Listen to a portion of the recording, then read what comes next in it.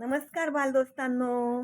आपल्या आजीच्या गोष्टी या यूट्यूब चॅनलवर तुमचं खूप खूप स्वागत आहे. आज मी तुम्हाला एकीचं बळ ही गोष्ट सांगणार आहे. एकीचं बळ.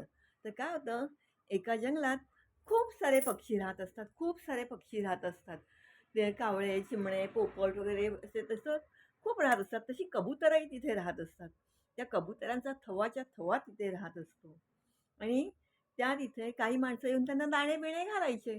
तर तसंच एक दिवस एक पारधी तिथे येतो जंगलात. तो पारधी येतो आणि काय करतो, पसरतो तिथे, जाळं. त्याला त्या कबुतरांना पकडून न्यायचं असतं. आणि हे ते सगळं झाडावर बसलेला एक कबूतर बघत असतो.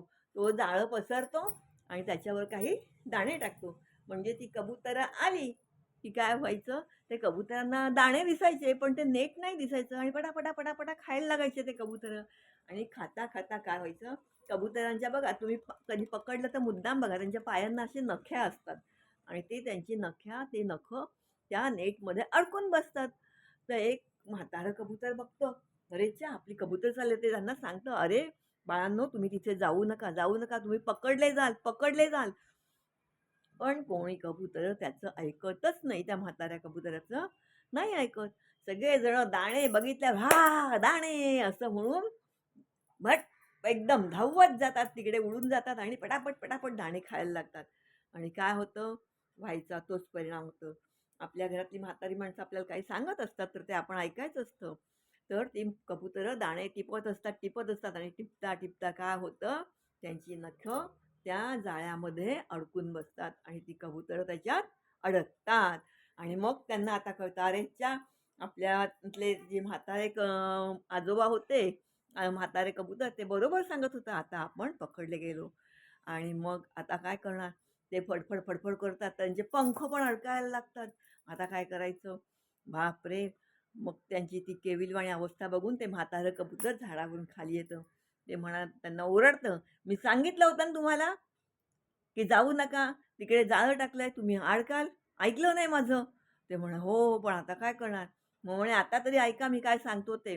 तुम्ही असं करा, सगळ्यांनी एकदम जोर लावा आणि जोरात एवढा जोर लावा, की सगळं ते जाळं घेऊन उडा."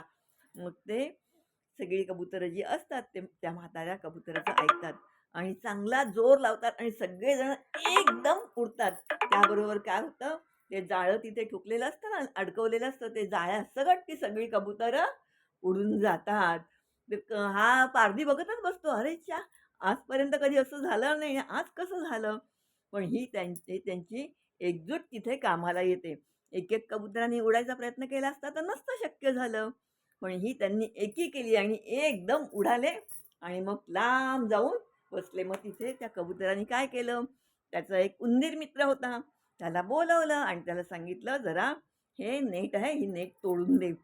माझी सगळी कबुतरं ह्याच्यात अडकलेत." मग तो उंदीर मामा तिथे तुरतुर धावत येतो आणि आपल्या अणकुचीदार दाताने ते सगळं नेट तोडून टाकतो. सगळी जाळी तोडून टाकतो आणि सगळ्या पक्ष्यांना मोकळं करतो.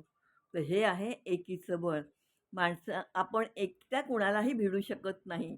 आता सुद्धा देशात अशी परिस्थिती निर्माण झाली आहे, कोणीही एकटा भिडू शकत नाही. सगळ्यांनी एकत्र आलं पाहिजे.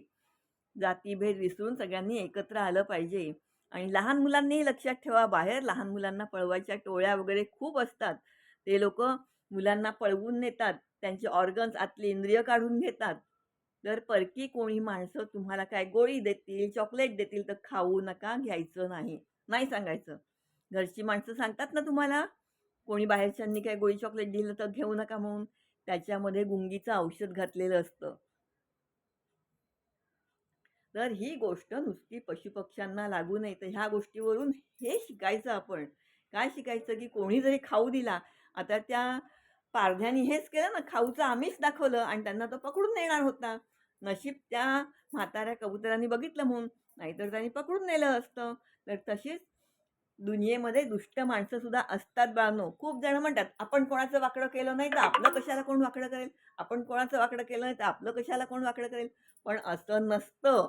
नसतं. वाकडे करणारी माणसं खूप असतात, खूप असतात. तर जगात तुम्हाला परक्या कोणी माणसाने, अपरिचित माणसाने बोलावलं, खाऊ दिला, बिस्किट देतोय, गोळी देतोय, चॉकलेट देतोय असं केलं तर घ्यायचं नाही आणि घरच्यांना सांगायचं, की तो माणूस मला असं-असं देतोय म्हणून. तर कशी वाटली ही गोष्ट? याला म्हणतात एकीचं बळ. गोष्ट छोटीशी होती, पण त्याच्यातून घेण्यासारखं खूप काही आहे. तर कशी वाटली आजची गोष्ट? गोष्ट आवडली तर लाईक करा, शेअर करा आणि सबस्क्राईब करा. पुढच्या गोष्टीपर्यंत जय श्रीराम.